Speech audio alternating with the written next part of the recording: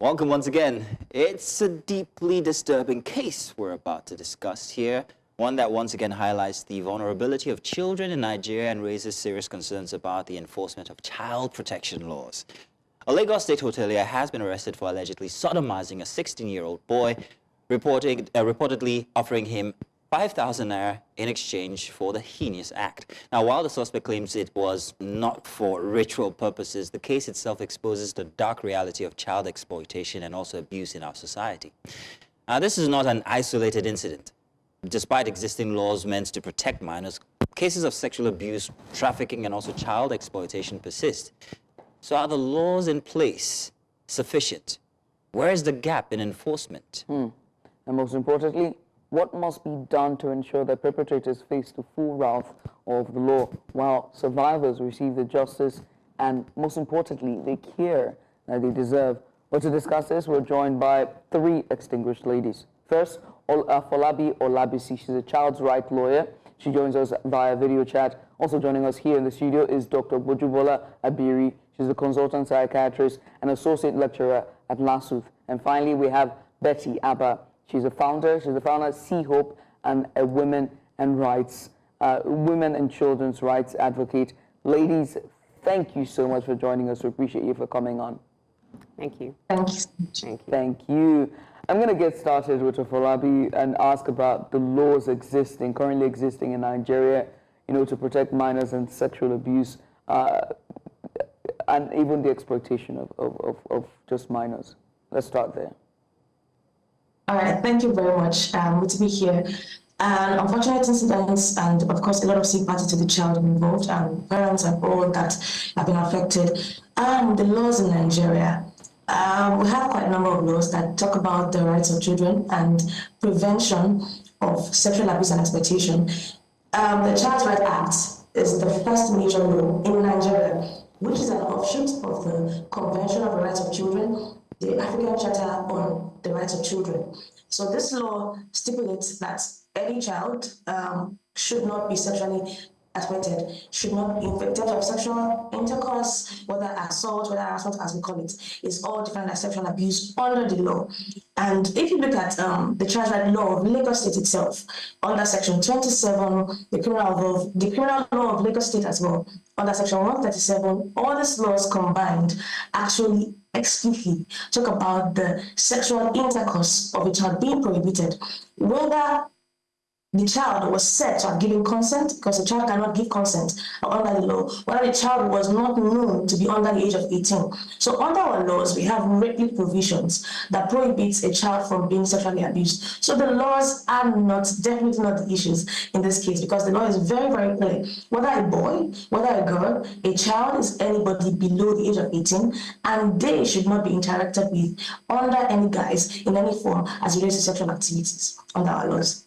Thank you. Thank you so much. Let me come to you, Dr. Gbonjubola, and just talk about this case that we've seen.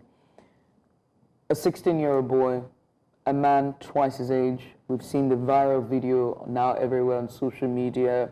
We've talked about conversations like this recurrently on this program. But this time, this is the boy child.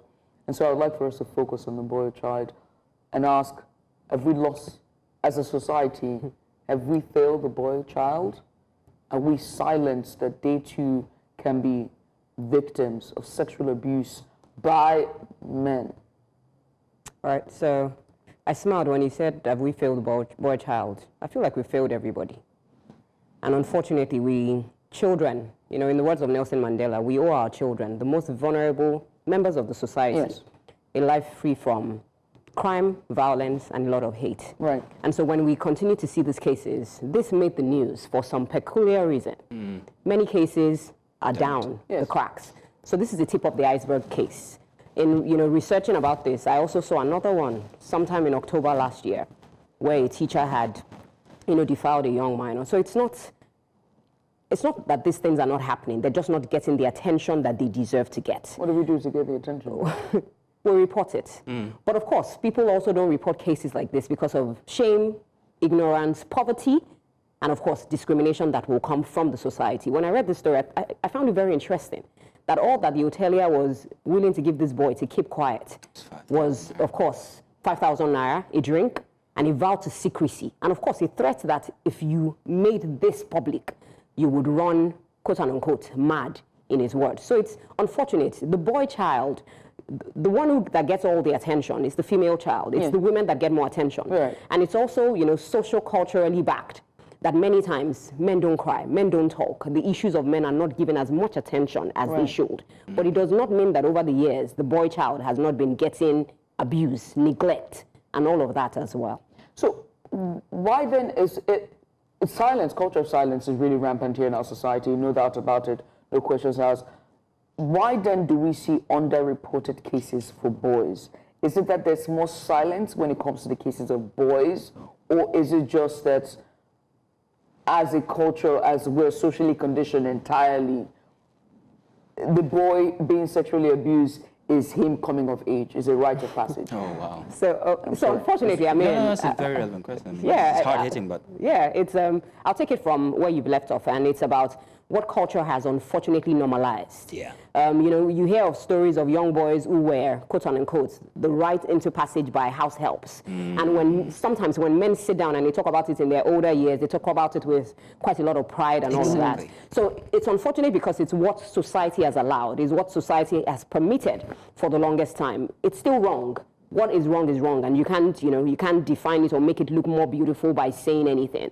And so again, it deserves attention. The groups and organizations that speak to issues about boys are not many. Again, many times females are overrepresented, and that overrepresentation rather is also not unfair, because a lot of girls, as compared with boys, statistics will tell you at least 3 to 1 will be, female children will be exploited as compared with a boy child. But again, regardless, the numbers matter, the data matters, and it's the reason why we must document all of these things. The ones that come out, we should give them the attention that they deserve, and then, of course, we should applaud them for being able to come out against what society might say.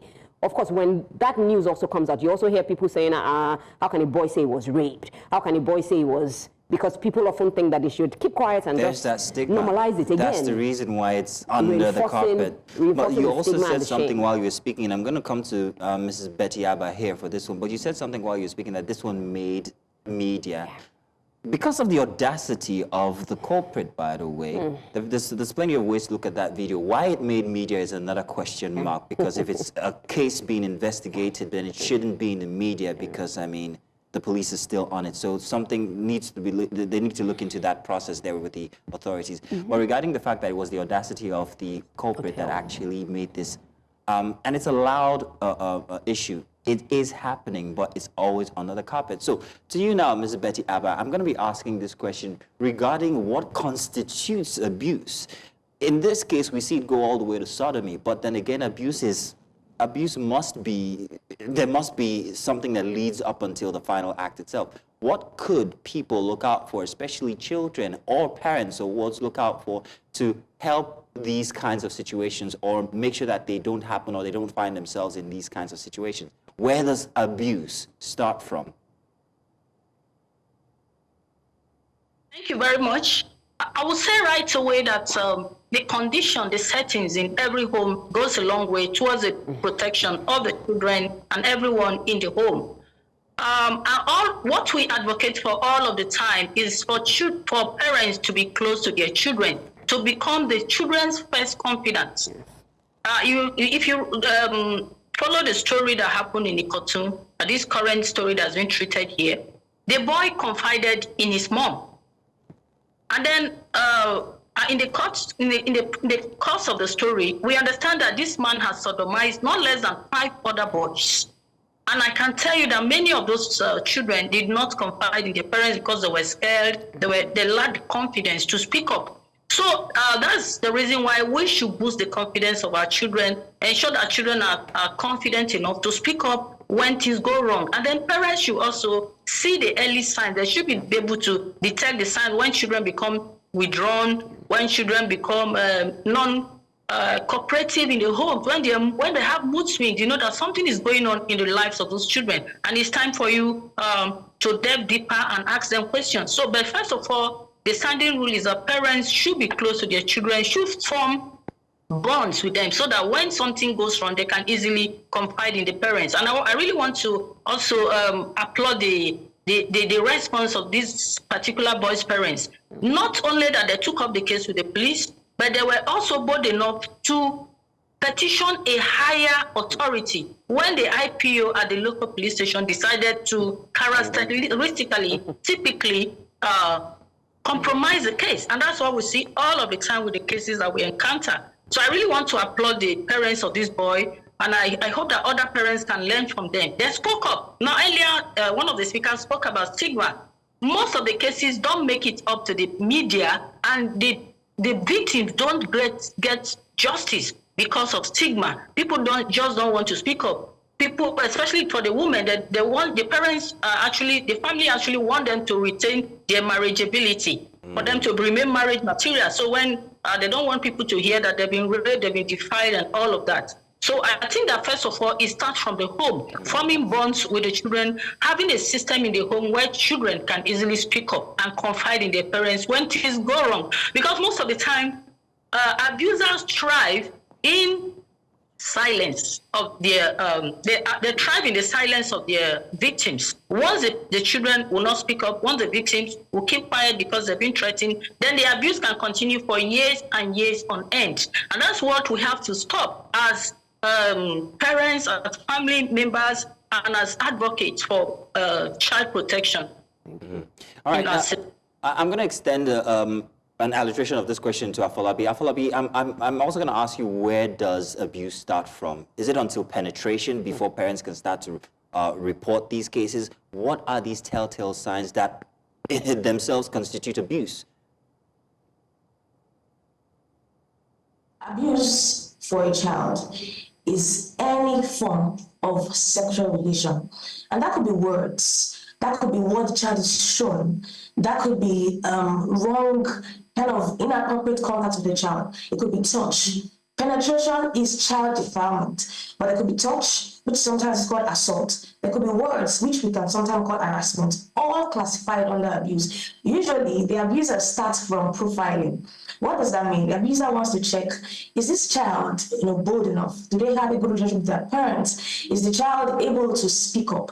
So just like they would do in the animal world, where the lion is looking for the weakest link, usually the abuser looks for a child that would be an easy prey, right? So abuse starts from when you see a child being withdrawn, when you see a child that was usually very boisterous, not keeping quiet, when you see that a child is complaining about a particular person, they don't want to go visit somebody, and say, go and greet uncle, or the person, they're your family members, they're your friends. Those are maybe signs that a child is uncomfortable with a particular association, whether through words, through touch, or through actions. So abuse is not only penetration. Penetration is child defilement, but any form of contact with a child is abuse. And usually you start from profiling. After the profile, they groom. What does grooming mean? You try to make a child comfortable with the idea of abuse. See people say, oh, she's my wife, she's my husband. Some of them give gifts to try to make a child comfortable with abuse. Afterward, then you see them attacking. They do the actual act when the child has been comfortable. So from the point of profiling, when the child has been asked an uncomfortable question, are you a virgin? Or do you have a boyfriend? Do you have a girlfriend? A child should be able to say, oh, mom or dad, or a trusted adult. Somebody said this to me and I found it very uncomfortable. So abuse doesn't start in penetration. It starts from profiling to grooming to attack. And then afterwards, manipulation. Like the man in this case said, if he reports, so and so thing will happen, allegedly, right? So abuse is a process. And if it can be nipped in the bud, from the point where a child has been made, where an inappropriate contact has been made with a child, and the child sees that I can report to a trusted adult at any point of unnecessary contact or touch, then we are able to nip abuse in the bud. Thank you very much. Thank you so much, Afolabi. I'm going to come to you. When Ms. Abah was giving her submission, she said that parents have to also tell the signs when the children are emoting that something is wrong. But there are children that masks. Yeah. And that's why I'm asking you, because you're the psychiatrist here. As a child, I learned to mask. I am a pro at masking. 9 times out of 10, if you see me, I'm masking. The real me is, lukewarm. It doesn't really show. So I have to emote and be the larger-than-life character. And you learn that very quickly as a child. And I had to learn to mask because predators can tell very quickly who has been abused and who they can, reach out to. So then, how then can parents tell when a child is then masking? That's one, because when you flip it as well, boys also are pros at masking, right? They have it in the bag, and whether it's social conditioning, whether it's because boys are somewhat different from girls, or maybe because of their friends, or from the way they have been raised to be boys, in quotation, how then can parents still see that something is wrong? All right, so, when Betty and Afolabi were speaking to the question and they, give those appropriate signs that you could look out for, the one thing that kept ringing in my heart is sometimes there are no signs, which is pretty much what you've said. Yeah. That's scary. And scary, scary, no mind-boggling, but sometimes there are no signs and everything just seems very perfect. And so what parents must do is that you must hope that you would be the first person that your child will come to. You must also have a high index of suspicion.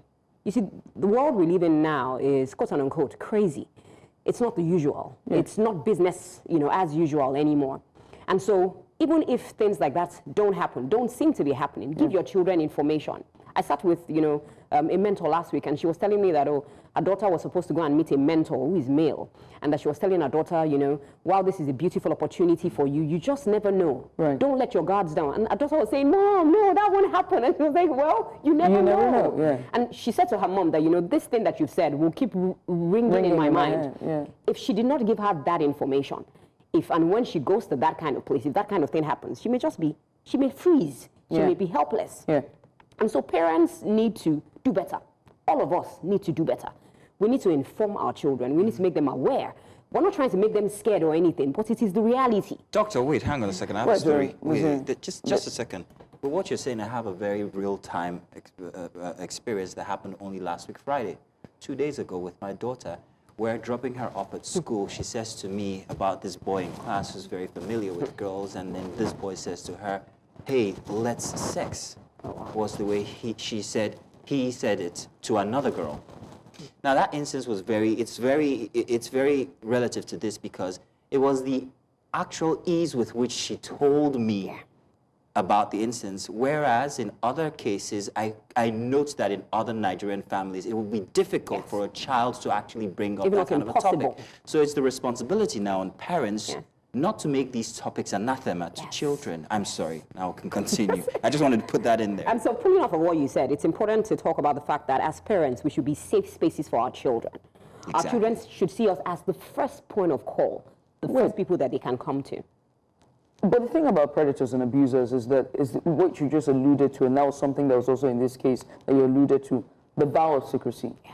They threaten you into silence. Yes. They literally, and that thing puts you in a fear. And if you are a fearsome child that have always had fear in you, because there are people who are just fearful, they're just fearful, what then happens? So again, it goes back to parenting. How have you raised your children? What have you told them? Have you told them instances that so what I do with my kids is I give them hypothetical situations or cases. If this happened to you, what would you do? If someone said this to you, who would you talk to? If someone put you in a compromising situation, some people never have these difficult conversations with their children, because some parents believe that, I've created safety. I've created this facade of safety around this child, and this child will never be, met with situations like this.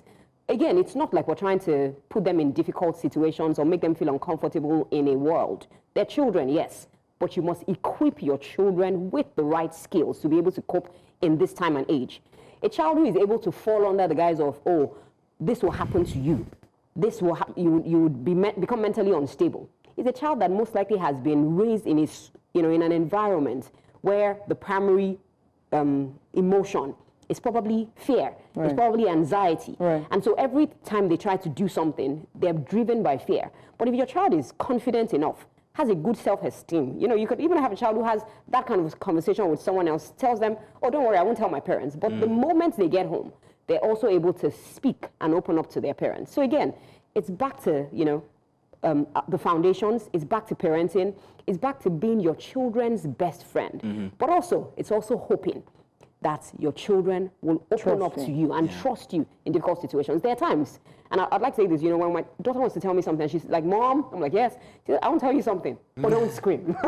I know that, I know I'm like, that. okay, breathe in, regardless of how bad it is. You know, children will test you sometimes and say things like, Mom, if I said this, if I did this, if I didn't get this, would you still be proud of me? They're short moments. They're not many moments, but take those moments and build on them. Yeah. Oh, by the way, my daughter's 9. To give you context to the situation, how dire it was. Yeah. Let's come to you, Betty, and ask. You work with civil society, right? And you're also a women's and children's rights advocate. And so your organization pretty much is working with women and children.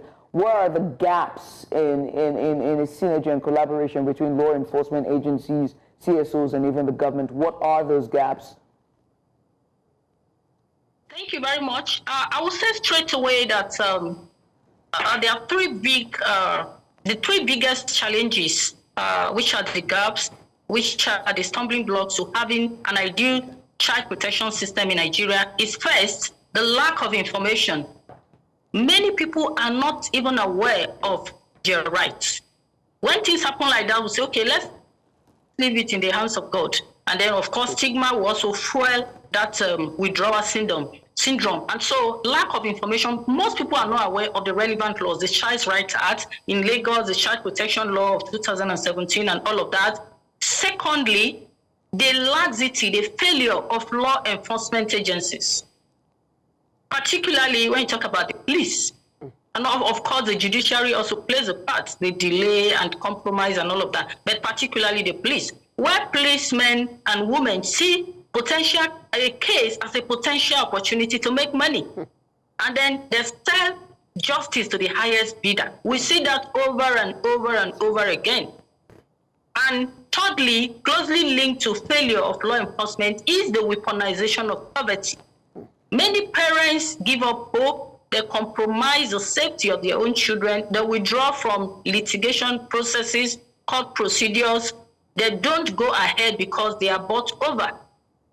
We had a case in Ipo local government where a girl had been defiled over the course of 2 years, and then she started having health issues, BVF and all of that, and we took up the case. At the end of the day, the family begged me to withdraw the case because the son, the father of the girl, was an employee of the man's son in Abeokuta, a very intricately complicated case. And I just had to withdraw back because there will be no witnesses, there will be no support from the family at the end of the day. And you see children being sent all over the country as domestic workers, underage children, and then they undergo or they face all kinds of ordeals, sexual abuse, physical abuse, and all of that, because the parents will not be able to feed them, and then they just send them, and then they are sent into the wild. So the weaponization of poverty is a major, major issue. And we cannot continue nagging and complaining except government consciously makes the living condition of each citizen bearable. Because as long as there's poverty, people cannot speak up, they can easily be bought up. And then the entire circle of abuse just continues. So the laxity in law enforcement, a lack of adequate information, awareness as to the rights of these citizens, as to the rights of these children, and especially the weaponization of poverty. I believe that the parents of these boys, this particular boy that took up this sodomy case in Ikotu, are enlightened, and then they were not going to be bought over. Even though the IPO had compromised and all of that, they were ready to seek justice for their son and bring an end to this evil that has been perpetrated against vulnerable boys by this man, this hotelier, in the environment. And so these are key issues to look at for if we must really, get to a place where children, young people, especially vulnerable young people from low-income families are protected and are in a situation of physical and mental state to be leaders of tomorrow. All right.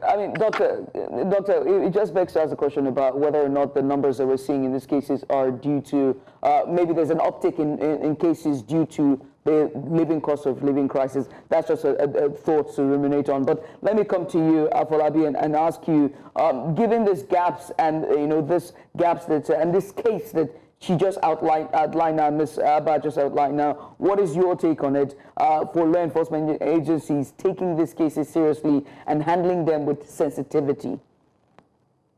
Thank you very much for that question. What we've seen so far shows that there is need for strong capacity building and information for law enforcement agencies. Now, under the Child Rights Act, when a child is concerned in any form of litigation or any form of matter, it's supposed to be treated with a lot of sacredness. As a matter of fact, till tomorrow, you don't take the media, for example, into the court of law, even when it's just a natural case of maybe family and issues like that. So we can see that when it comes to the rights of children and the case of abuse, a lot of sensitivity is needed to ensure that we can actually get justice for the child. Because justice for the child is not only sanction for the offender, it is that a child, after everything has been done, they are still in a good state of mind, their best interest is seen. So in law enforcement, we need to prioritize keeping our cases as private as possible when it comes to children. We do not need sensationalism. What we want for children is their protection. Therefore, we need to create a lot of awareness, a lot of training, a lot of capacity building for law enforcement. I've handled a case where a child was impregnated by allegedly impregnated by a young guy, an adult. And we went to police, and police said, you know what, forgive these people. If it was your child, what would you do? We cannot keep forgiving offenders. We have to ensure that law takes its course. And how does it take its course? The law enforcement agencies, the police, the people involved have to understand what it takes for a case of abuse like this to be done. Now, how things have been handled right now, it's very possible. I've heard about duress. Saying, oh no, it was under duress. I didn't say this voluntarily. That can affect the case in a way that this evidence may not be used at all and can affect the entire outcome of the case. So sensitivity is required. All cases involving children needs to be handled with privacy at all levels. Thank you very much. Privacy there, because that was the angle I was coming from the release of that video, which shouldn't have been in public circulation. But however, you did note something regarding the law, and where the law actually stops in these cases is that parents don't want it to go any further because of the stigma, like has been pointed out to by our doctor here inside of the studio. But can't the law just do what it's supposed to do and go ahead and handle these cases? Must there be the interference, in this case, in quote, of the parents saying, no, we don't want it to go any further, like Madam Betty here also told about her instance there. How can the law take its own course without interference from parties who feel that, oh, we want to be safeguarded somehow from this issue? Can the law just simply be the law and take charge? Afolabi, please. A criminal offense is an offense against the state, not an offense against anybody. It's not an offense against the parents of the child. As a matter of fact, children are seen as people that should be in the custody of government.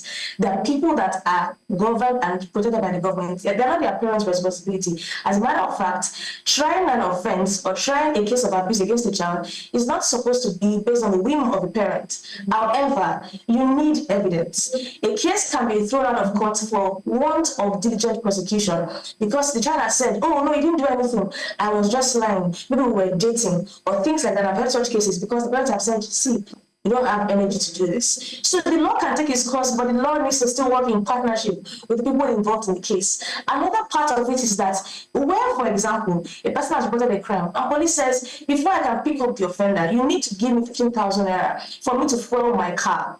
The parents' involvement is now needed. See, there's no law that can be enforced without resource mobilization. And that's the problem we have right now. The police will tell you we don't have money to follow our car. For us to go and arrest person, we need money. The Ministry of Justice, the lawyers will say we don't have money to print things in our courts and all of those things like that. So if we have strong resource mobilization, where parents, where the caregivers do not need to provide anything at all, they just need to bring themselves and they are adequately protected, not that our reports and my house is taken away from me, I'm fearing for my life. There's no social protection. There's no witness protection.